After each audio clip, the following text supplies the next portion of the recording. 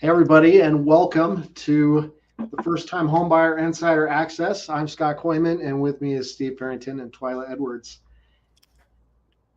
This is exciting. We're live. Anything can happen.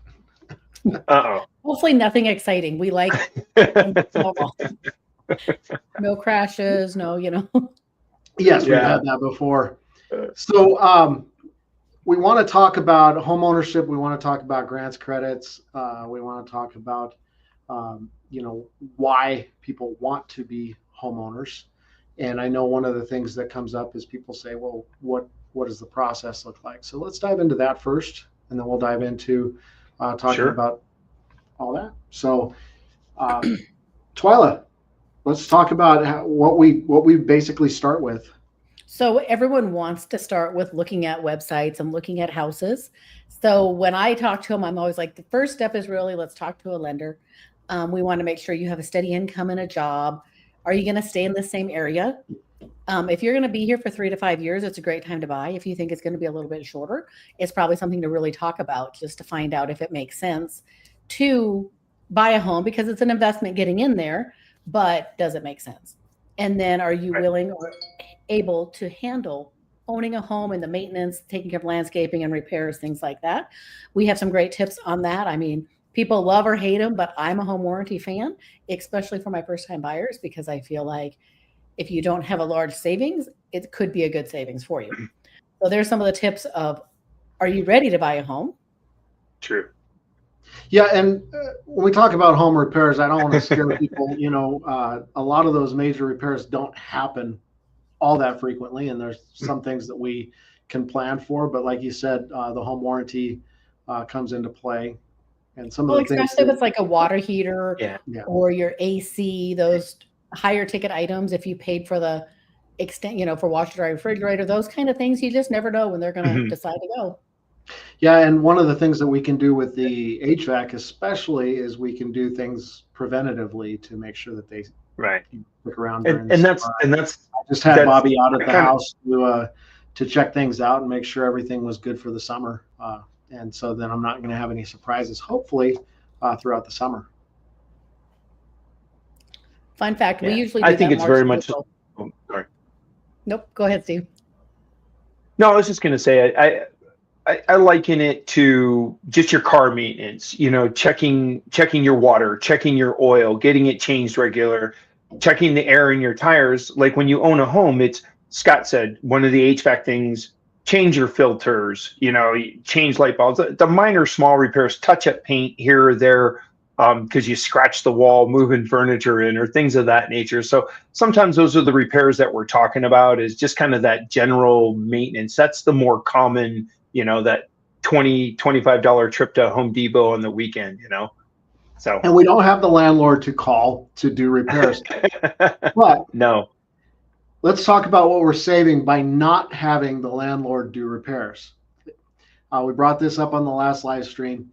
If your rent is $22.50 a month, over the last 4 years, you've paid your landlord $108,000 so that you don't have to do repairs. So we'll just keep that in mind, that yes, we do need to do some repairs, but we're not giving our landlord $108,000 over 4 years. So number two, this one's an easy one, I think. We just go to the most innovative team in real estate and just go meet them. But Twyla, tell us about this one. So I think it really matters, especially in this market, working with a skilled agent. I think when I meet people now, I'm like, first of all, ask, is your agent full-time or part-time? Because we all know the market is changing weekly, sometimes daily. I mean, how often do we like, hey, Steve, what's going on with rates today? Trump spoke, what do we do now? So I think if you have someone who's in it every single day is super important. How much experience do they have? Most of us around here have been in it for a long time, because if you've only been in it for the last 3 or 4 years, you haven't seen a market like this. So finding a skilled agent that will help you with the current market, help negotiate for you. It's kind of amazing sometimes what we get when you know how to negotiate. I know years ago we said agents are paid to negotiate, right? That was the number one thing that people were looking for. So it doesn't matter if you're working with a listing or a buyer, you definitely want to have the experienced agent with you. And choose an agent you're comfortable with. If you feel like they're shoving you into the first house you see, that's probably not the right one. I've had clients literally, we sit down, we do a buyer presentation, we look at houses and we narrow it down to 3. And we walk in the first house and we all know it's the right one. But I'm never going to let you do that. We're going to go look at 2 more just so that you can come back and go, yeah, that was the right one. And my client that I'm referring to there, I've now sold a house to her parents. And just last month, her son closed. So she didn't feel like I pressured her, even though we only looked at 3 houses and the first house was the house she wanted. So now, if you have any questions about any of these things, just type them into the comments in either YouTube or Facebook, and we will see them and we will answer those. So, Steve, this is, I think, where you come into play. Step number 3. Absolutely. And talking to a mortgage professional like myself, getting pre-approved for a mortgage, and that pre-approval is ideal. And a pre-approval really goes in depth, where a lender is going to actually review your income, meaning W-2s, pay stubs. If you have overtime or bonuses, take that into account and calculate it properly. Savings, credit, debt, all of those things come into factor. So then we can look at exploring different loan types. Does your credit score or back-end ratios qualify you more for an FHA program versus conventional? Have you even been approached? Are you a veteran or active military member that we can use your VA benefit to get you into a VA home loan? Or are there any outside programs you may need or even qualify for? And we'll talk more in depth about those a little bit later on. Some of the down payment options that are available for buyers. And becoming pre-approved really lets you begin looking for homes confidently, especially when you're out with an agent like Twyla and some of the professionals here on the Klaus team. Is then you're shopping in the right price point. You're not looking at $600,000 homes when maybe $450 is your more comfortable price point or what you truly qualify for. And it also lets sellers know that you're a serious buyer, just so you can avoid disappointment when you start looking at homes, and more importantly, when you start making offers. Because the last thing we want to do is have you fall in love with that first home that Twyla shows you, get an offer accepted, and then the wheels come off on your pre-approval 7 to 10 days into the transaction. So that's what we try to avoid here, is really kind of go in depth with you up front, get you a solid pre-approval so we have a very confident and comfortable closing. And I would piggyback on that and say, literally, when I talk to people, I'm like, let's talk to the lender first. That way we can find out what houses we really should be looking at. Because if I go and show you that $600,000 house and then we find out you're approved at $450, it's going to be really, really hard to find your dream house. And then the second thing that I say is that buying a house is stressful. Let's be fair. We've all done it. It's emotional. It's stressful. So do you really want to have to deal with this during that, or find out the week before closing you really can't buy the house? I would rather not do that. I would rather find out up front. If we need to do some work, Steve can help you get pre-qualified, fix what you need to fix on your credit, and then we can buy confidently, like he said. And it's a great conversation. And let's jump over to YouTube. Brandon Heffel says, do we get the agent before or after the pre-approval? I think it goes both ways. I generally feel like I'm connecting with my people first, and then I'm referring them to a lender. But I know sometimes lenders get people in there first, so it really just depends. But if you know someone, I would talk to them first. Yeah, I think it actually happens both ways. I think there's times that people will talk to the lender first and talk to, Steve first and start the conversation there, and then Steve will say, hey, let's bring in an agent at this point. Sometimes we say we'll be meeting with somebody and say, I think it's time that you really meet with a lender right now. Might be early, might be about time for us to go look at houses, and we bring the lender in, but it goes either way. But one of the best things to do is to have it where the mortgage professional and the agent can talk to each other and have those conversations, so that we're on the same page, that we know how we're going to be doing offers, what we need to ask for, how we need to frame the offer, what kind of loan program it is, all the intricacies of all that kind of stuff. So whether the agent is before or after the pre-approval, we just want to make sure that both of them are talking. Well, we work together as a team once we're out shopping. If I submit an offer, I generally add the lender onto it because I want Steve or whoever the lender is to pick up the phone and make a phone call to the listing agent to say, hey, they're fully pre-qualified. It's really a group effort to get you to the finish line. So yeah. And I've gotten calls when, sorry. And sometimes the lender is, you don't even have to give them a call. You can just walk down the hall, and that's where Steve is. I could just, actually, take about 20 steps and I'd be in Steve's office right now. Well, and I also think it's nice as well, because once we've had that conversation, if they do go out with the agent over the weekend or on an evening and they find a couple homes that they like, I can always get the MLS listing from Twyla or any other agent. And then I can put together the numbers based off of that actual home. Because basically, if they're looking to flip a coin on, home A versus home B, maybe putting in the actual numbers based off of that specific property, because then that MLS listing has the HOA, it's got the taxes, I can estimate the homeowner's insurance, and it really gives the client a better idea of what their actual payment's going to be. And then maybe it helps them solidify their offer, choosing one home versus another.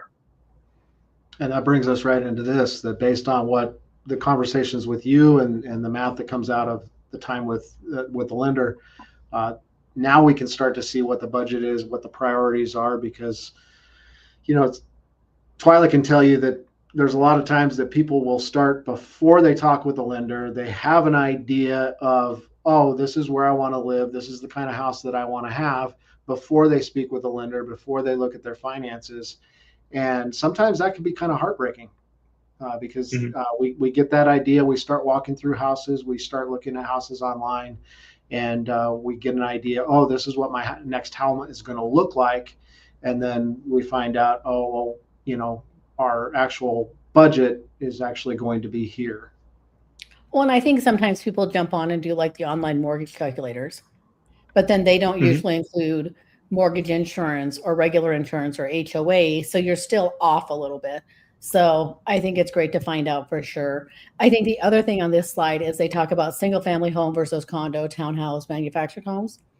I know a lot of people, especially my first time buyers that I'm working with this year, their first thought is, I want to buy a condo. I want to live in Chandler and I want to be in a condo because that's what's affordable when you're looking at the price points. But once you look at the payment and then you add those HOAs onto them, sometimes, not sometimes, you can truly buy more house if you buy a house. Your purchase price can go up. So that's something that I'll reach out to Steve and say, hey, we're looking at a condo. It's listed for this amount. The HOA is $300 a month. If we go to a house, he can tell us, well, if you go to a house, you have more buying power. Your purchase price can go up a little bit.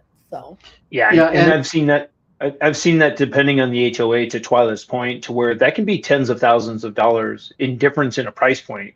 You could be looking at a $285 condominium with a $400 or $500 a month HOA because of the amenities that it offers, and that can translate sometimes into a $335,000 home. So it can be quite a significant difference. And again, that's where having the partnership between your agent and the lender and having that pre-approval up front, because then we can slide the numbers in.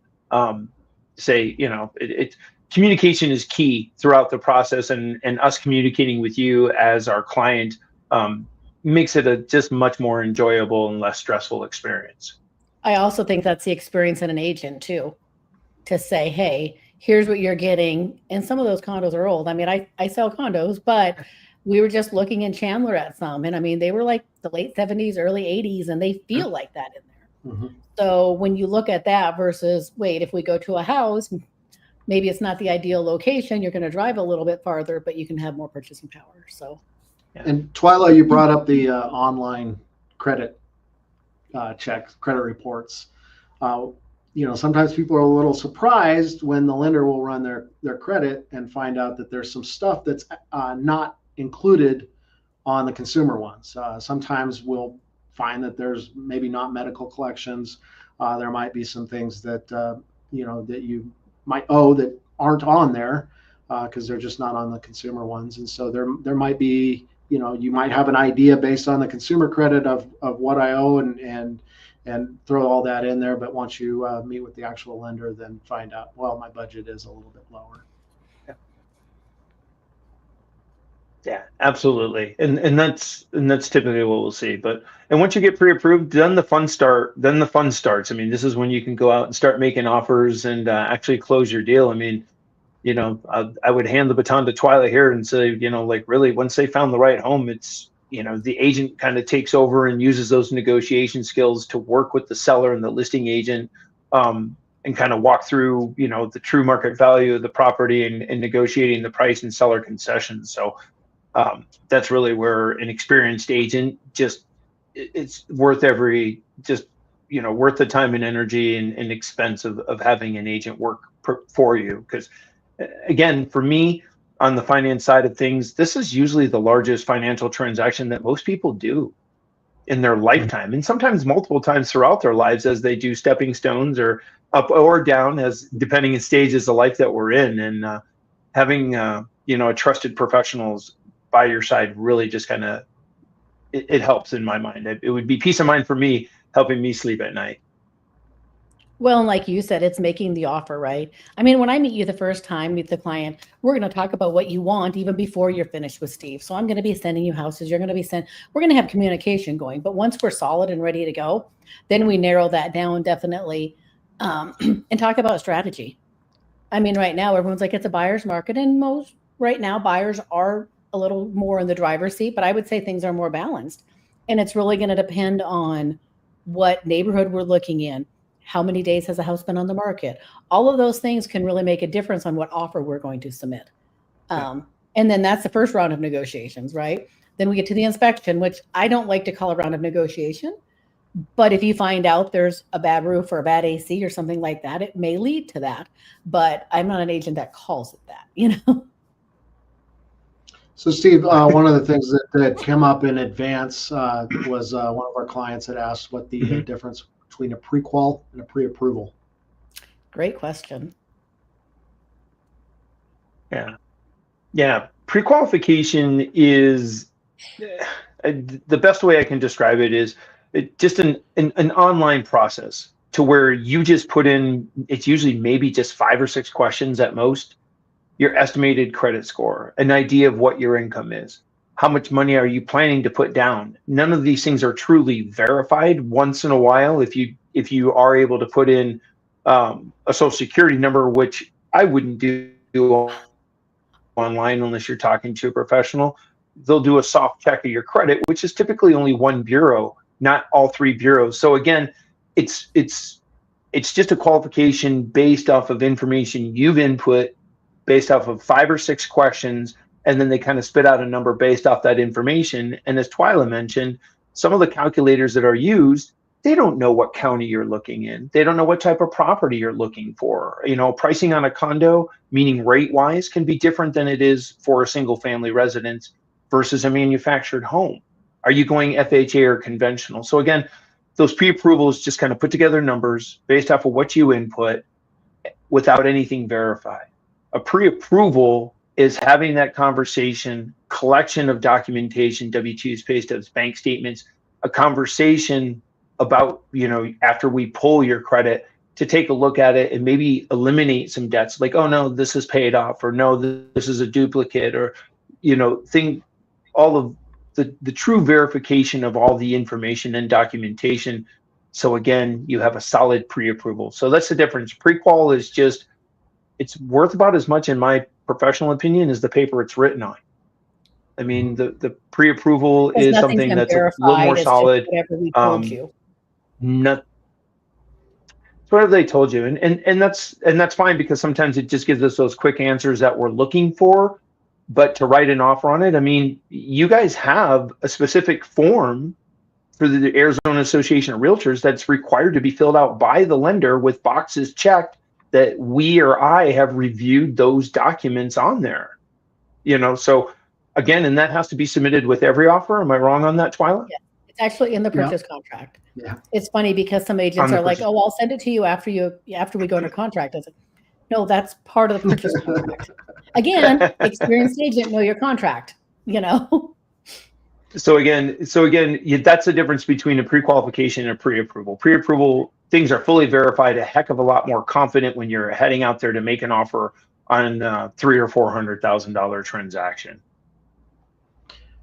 So Steve, let's talk down payment, because I know that I know it's a fact that you need 20% down. Is that correct? Maybe No, that's a big myth. 1970. Well, and it's interesting to me because through studies and surveys that we review every year, and this one, thanks for bringing that up, Scott. I mean, this one was most recent from NerdWallet, just conducted May of 2025. I mean, November 2024. Forgive me, I didn't put the new one up. Sorry, my bad.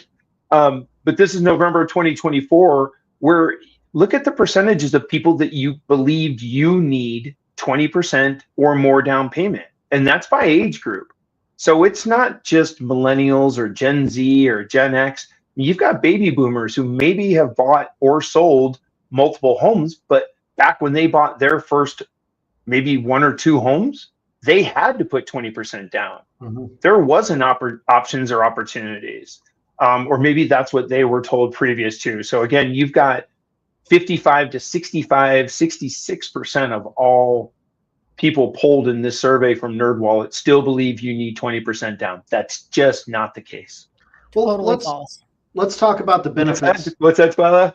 Totally false. Because even if you don't do down payment assistance, right?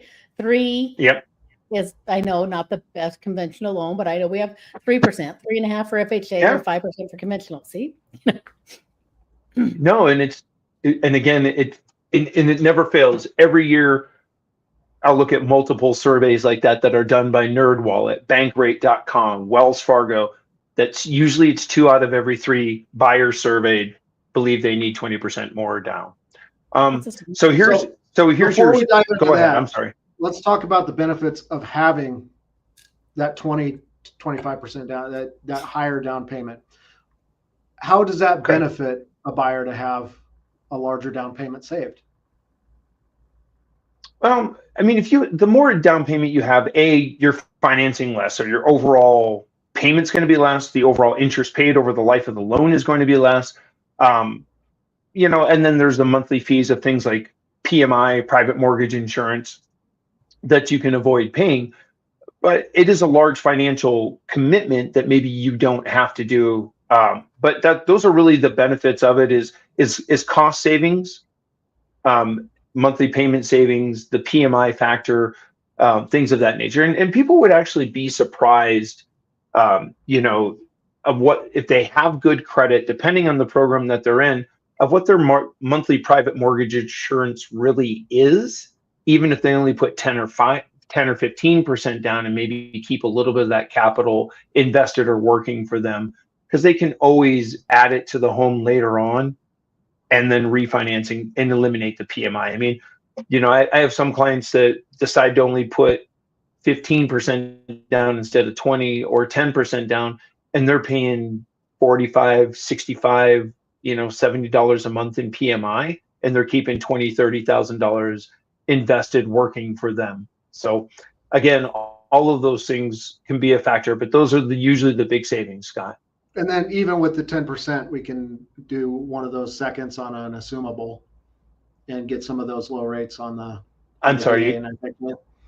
With a 10% down, we can do a second on an assumable.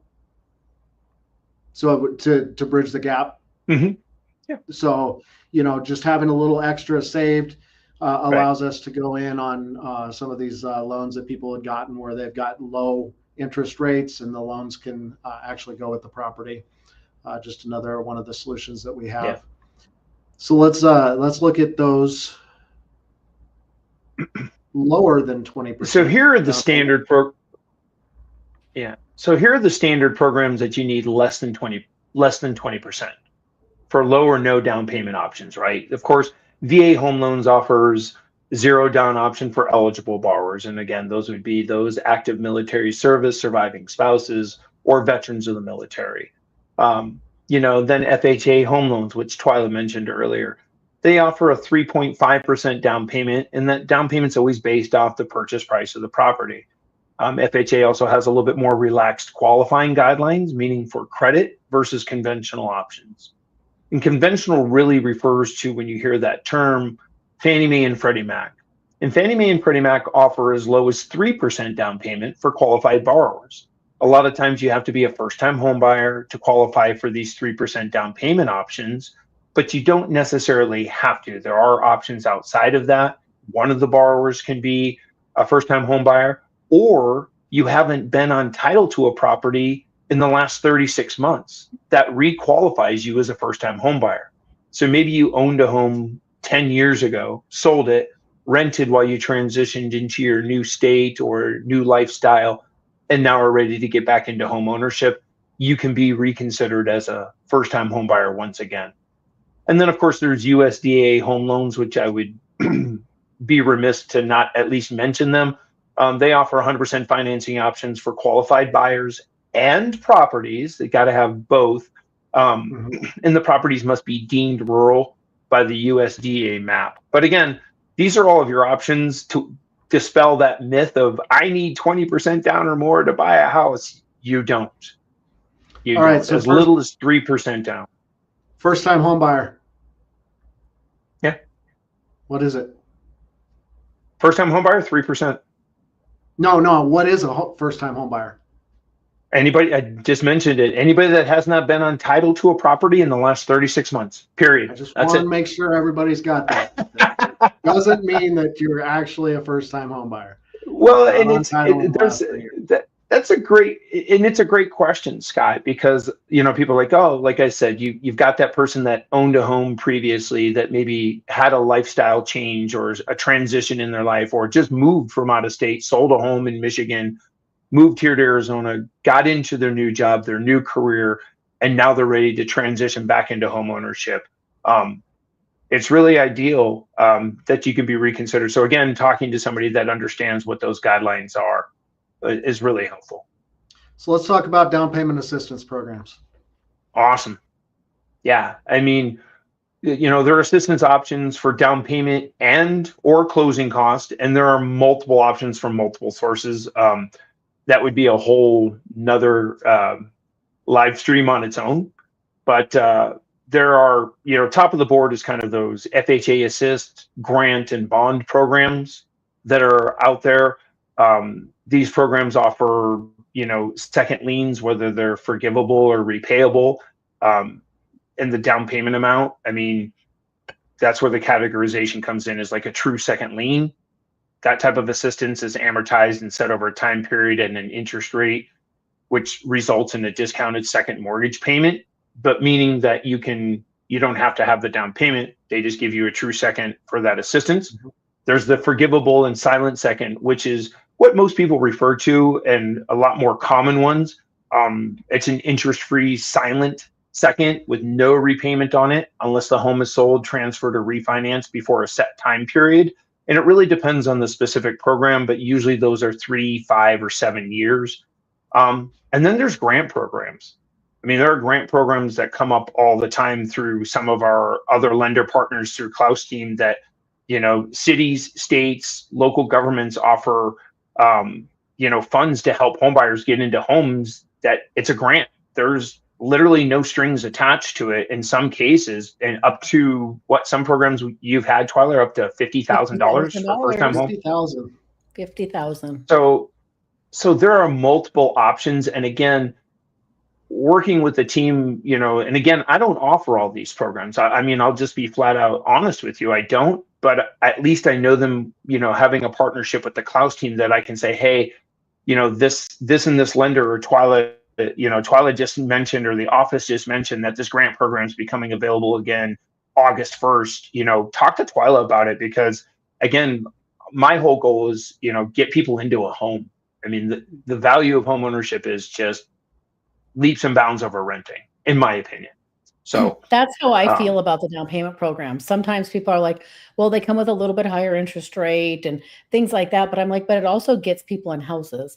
I've helped people buy houses with down payment assistance that if they hadn't used that program, they still would not be in a house. So I feel like it's And that's definitely, ultimately the goal. yeah. So Steve, tell us about gift funds. It really is.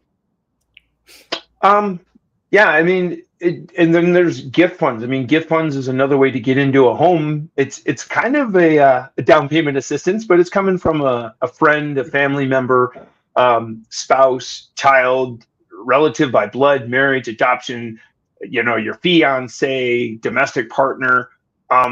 In some cases, individuals with close family-like ties. I mean, I've done gifts that have come from employers.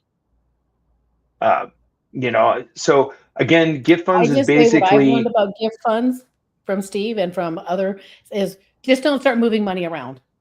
Tell them you're going to do it, but more than likely you're going to send that money right to title. But talk to them before you start doing any of that crazy stuff, right?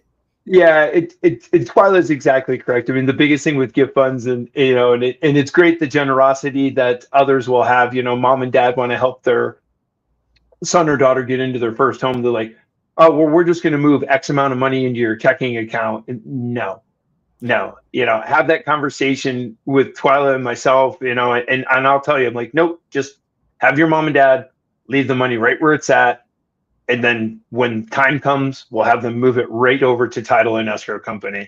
Plus, hey, I have a daughter. I'm not giving her $30,000. I'm going to make sure it goes towards that house, right? So Steve, tell us about this 1% down program. So, being a broker, lenders once in a while, wholesale lenders will come up with their own proprietary products. A couple of our lenders right now have a program. It'll help buyers get into their home with as little as 1% down, meaning that the lender will cover 2% of that 3% down payment required by Fannie Mae and Freddie Mac. So again, it comes with qualification on those Fannie Mae and Freddie Mac programs, the conventional programs. And the buyers can use gift funds for that 1%. So maybe mom and dad don't have the full 3% to help you out with, but they can offer you a few $1,000s. So again, it's an ideal program for those that maybe have limited funds. And it's great 30-year fixed at market rate with discounted PMI because you're a first-time home buyer. So again, just everything we can to help those first-time home buyers leap that hurdle of affordability into home ownership. And then this is an example of a zero down program that we have here.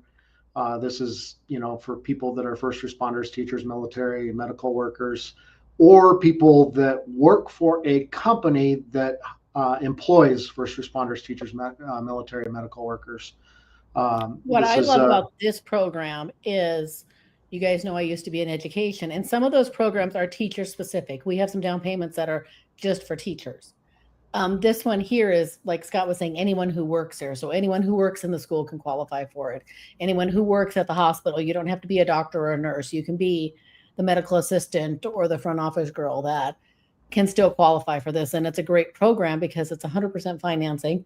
So no down payment and no PMI, which is the mortgage insurance, which can be what, a couple $100 a month, right, Steve? Mm-hmm. Yeah. Correct. And so we have people, I work closely with the police department. We have people that are working in the offices, professional staff like, people downtown, people in secretaries and stuff like that also qualify.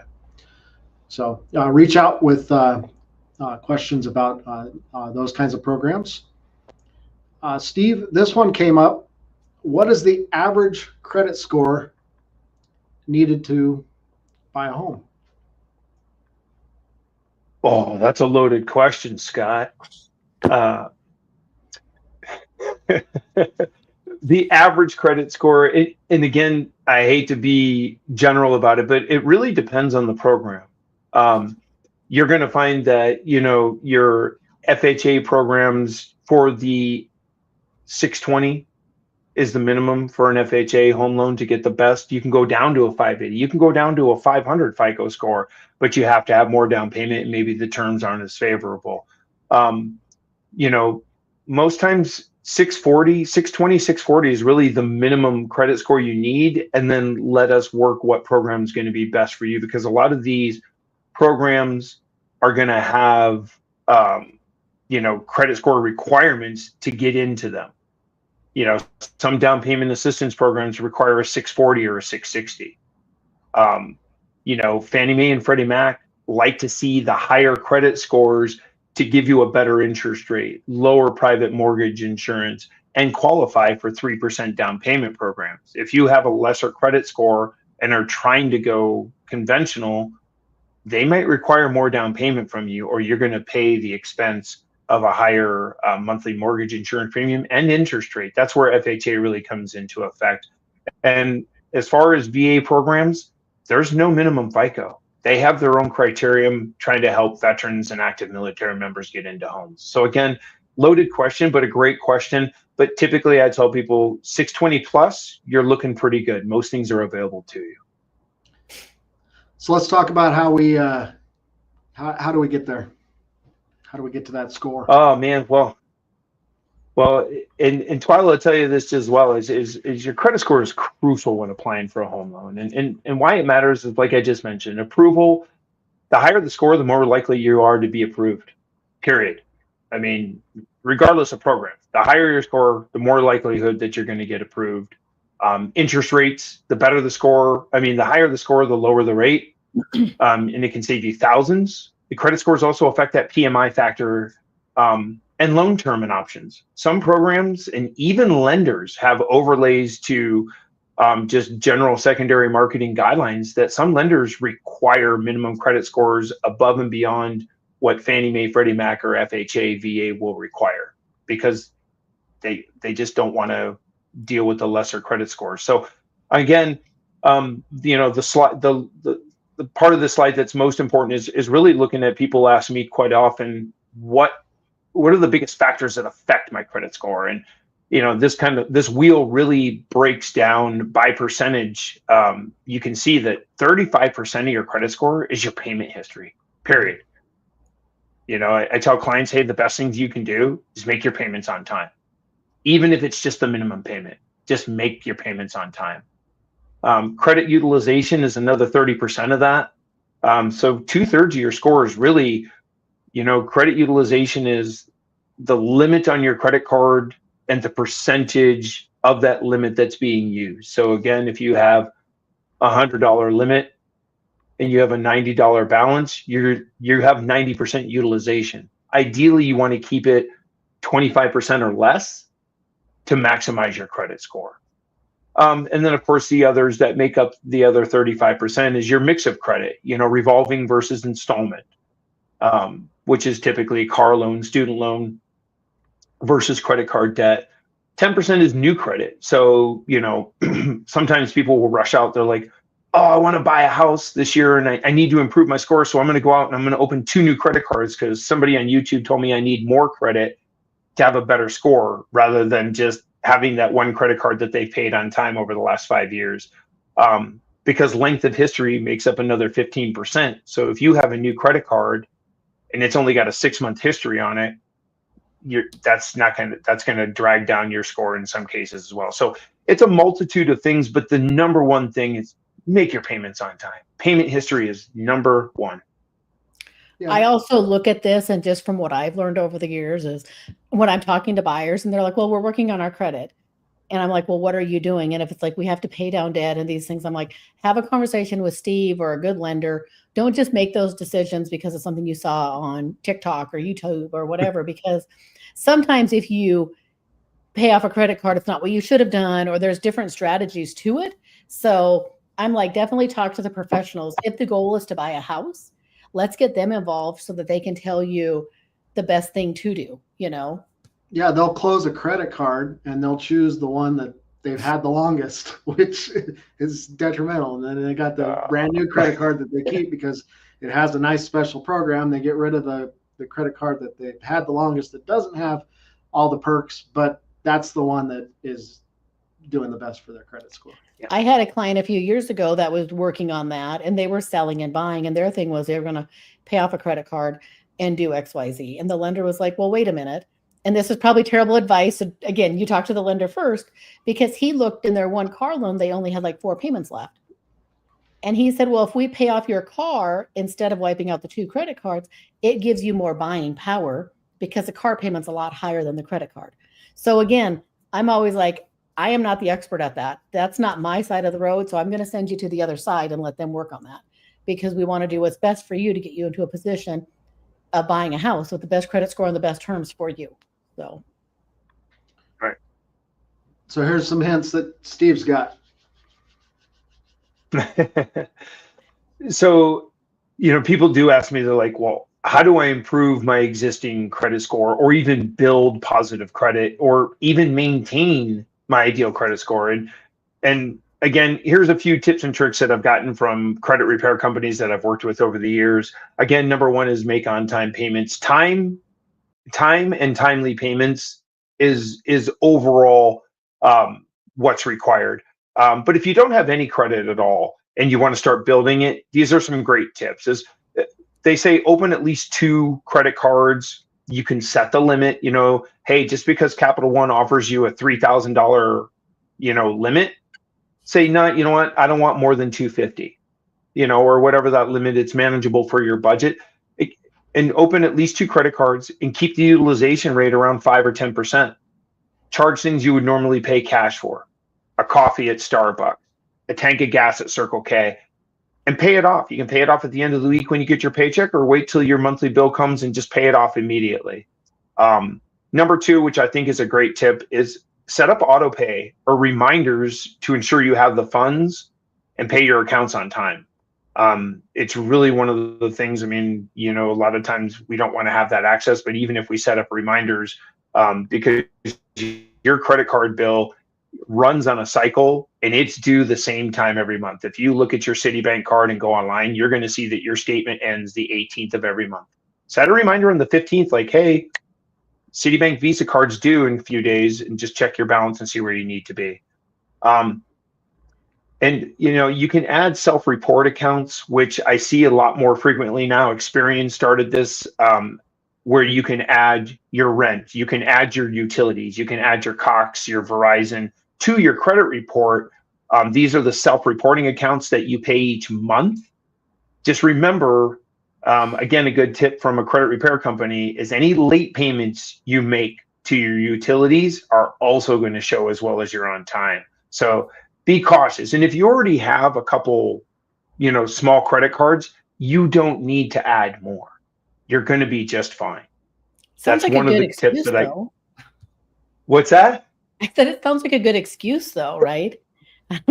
That's kind of like Well, sure. the logic sometimes. People are like, oh, but I have 5 credit cards. And you're like, well, you don't need 5 credit cards, You don't. No, you need one. I mean, this is what was taught to me many years ago, is for the algorithms to report properly for Experian, Equifax, and TransUnion, you need one active, usable, revolving trade line. And that's it. 2 is ideal, meaning that if you don't have an installment debt, like a car payment that you make payments on each time, that's why number 1 is have open at least 2 small credit cards and keep the utilization rate low, because that revolving credit card really kind of builds your score faster. The other thing that we can do is be added as an authorized user to maybe your spouse or partner or a close family member. And a lot of parents do this, to where they can add a younger adult in their family, their son or daughter that just turned 18, to help them build their credit scores, is add them as an authorized user to a card that you have, again, good history on, make your payments on time, because obviously I don't want my daughter Twilight to inherit my bad credit history, right? But just ideally you can add them. You don't have to give them a card, but you can add them as an authorized user. And then number 6, I think is key, is monitor your credit and keep an eye out for errors. I mean, you can go to freecreditreport.com, get an annual credit report once a year, a free full tri-merge, and see what's on your credit report.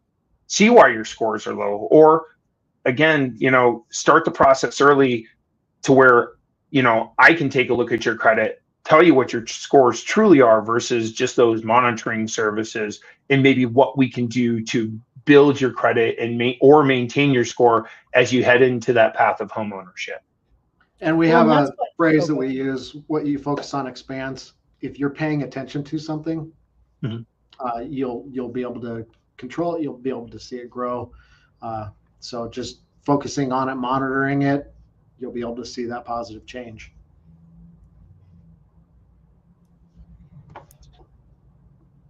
All right, Steve, you had one other thing you wanted to bring up. Yeah, this is ideal. I mean, if you're thinking about purchasing a home this month, next month, 6 months from now, this year, please go into and do the optoutprescreen.com, the donotcall.gov. This is basically opting you out from trigger leads. And this is something that has plagued our industry now for several years, that the bureaus, not your lender, not your bank, no matter who it is, your local credit union, Wells Fargo, the solo broker at the Klaus team, I don't sell your information, but Experian, Equifax, and TransUnion are available to sell. If you get a pull for financing, they sell your information to anybody that'll buy it. I have had clients, and I kid you not, within 24 to 72 hours of us pulling their credit to qualify them to buy a home, have had up to 100 phone calls in 3 days from multiple lenders. And then it gets confusing. We just had one the other day, Steve, didn't we? I talked to a lady and was like, hey, Steve will call you. And somewhere she had filled something out. So by the time Steve got to her, she had just talked to another lender and was like, oh, I thought I was talking to you, you know? So yeah, definitely. And that's a great tip. And I talked to her for 20 to 25 minutes. And I said, you're going to have to give it about 2 or 3 days for that to die down. And she said, no, she goes, I declined 17 calls while I talked to you. That's nuts. So again, thank goodness the trigger lead bill has passed now through the Senate. It's sitting on the president's desk. But, you know, once the president does sign this into law, it takes 6 months for that law to go into effect. So these trigger lead lenders have the opportunity for until he signs it, and then the 6-month clock ticks in, and then the rules change. So again, that donotcall.gov, that opt-out pre-screen, just go. There's no cost to you. You can opt out for 5 years, and trust me, I've had clients go in. Every client that I talk to, when they're ready to do an application, I tell them, I'm like, hey, go to optoutprescreen.com. I'll do it for you in advance if you want, and opt you out to get trigger lead calls. And then when I pull their credit, guess what? They get minimal, if any, calls at all. So I always like to mention this, and it's not for my benefit. I mean, whether you use me as a lender or not, you're going to get these calls. Trust me. And it's going to be super annoying. Now, if there's anything that we haven't covered yet, we're coming to the end of the live stream. Got a couple other things, but if there's something that we haven't covered yet that you wanted to make sure that you had answered, just go to the comments section, either if you're streaming in Facebook or if you're streaming in YouTube, just go to the comment section and just enter it in there. We'll see it and we'll be able to answer it here in the next couple minutes. One thing I was going to say about credit pulls and things like that is when I talk to buyers, I'm going to sneeze, sorry. Let me go. Is that don't feel like it's too early to make the phone call. Quite often when I talk to a buyer, they're like, well, my lease isn't up for 6 months or 8 months, which is great. You're making the phone call now, which tells me you're serious about this and you want to get in position to do it. So then I'm like, hey, talk to Steve or a great lender, whoever you know, to have that conversation now, and then pulling the credit as you get closer to buying, just to find out if there's anything funky there, but also just to kind of get that ball rolling. So I'm like, it's never too early to make the phone call. And I know I had just one couple that I just wrote an offer on yesterday, actually. And I've been talking to them for like 8 months, and they were like, well, I don't want to waste your time. And I'm like, you're not. Let's get all of your questions out there. Let's make sure you're in a good position. So if you're even just thinking about it, it's not too early to reach out.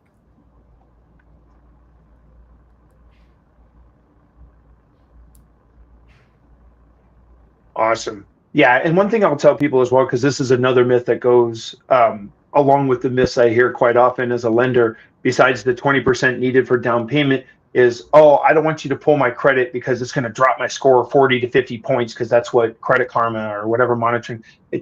That's not the fact. The fact of the matter is typically we'll see scores drop on an average 5 points, give or take 2 points on a hard credit inquiry. And once you make an on-time payment, it becomes a moot point. So again, and then you have a window, typically it's 45 days from your first hard inquiry of your credit report for a mortgage that you can have other lenders or banks pull your credit if need be, without any harm to your credit score. And again, if you've already had it pulled once, you can ask your borrower what your qualifying score is, and just you can give that score to other lenders without them inquiring on your credit, to say, well, what can you do for me if you're shopping? So again, one of the things being a broker is I'm already shopping for my clients because I'm working with 10 to 12 different lenders in most cases, that I'm shopping it for the best deal, best rate, best price that I can get for you without you having to go out to several different banks on your own. Thank you guys so much for doing this live stream. And if you have any other questions, or if you want to start the journey to homeownership, you can just go to klausteam.com/firststeps and reach out to us anytime at 480-354-7344. You can catch any of us on the Klaus team, and you can connect with Steve as well, 480-354-7344. Hi there, I'm Kenny Klaus with the Klaus team, and we're excited to introduce ourselves as trusted advisors for buying or selling a home. We know the importance of having a trusted guide on this journey, and that's exactly what we provide. Well, we've sold on average a home a day since 2010. We make it a point to ensure that each and every one of our clients has a memorable experience and the highest level of personal service that we become known for. If you are looking to sell, my role is to guide you every step of the way, ensuring your experience is seamless and financially sound. For us, it's not just about selling a home, it's about creating a stress-free transition and bringing you the most options so we can help you price and present your home to maximize the amount of equity you take with you.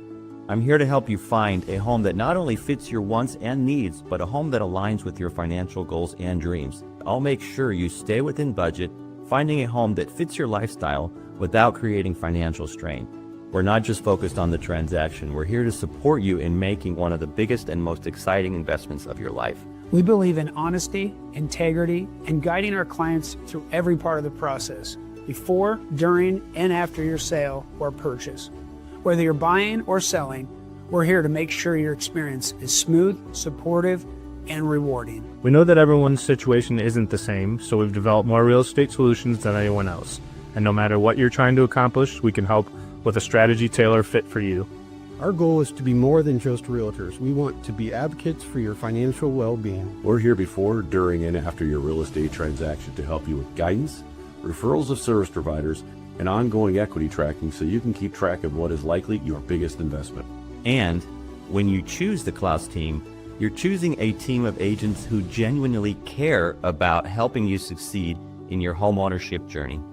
We're here for you every step of the way. Thank you for considering the Klaus team, and we look forward to helping you achieve your goals.